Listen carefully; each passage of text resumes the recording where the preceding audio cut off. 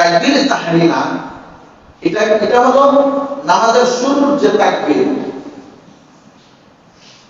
তাকবীরটা কি শুধু আল্লাহু আকবার এই শব্দটাই খাস না, অন্য কোনো শব্দ দিয়েও আপনি তাকবীর বলতে পারবেন? যেমন এটার সমর্থবোধক শব্দ হলো আল্লাহু আকবার। আল্লাহু আকবার অর্থ কি?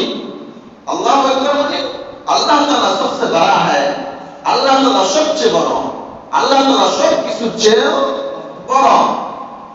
এটা হলো কিসের অর্থ? আল্লাহু আকবার অর্থ। এটা সমর্থবোধক শব্দ হলো আল্লাহুল আজাল, আল্লাহুল আইজ, আল্লাহুল আযীম। এগুলো হলো আল্লাহু আকবারের সমর্থবোধক শব্দ।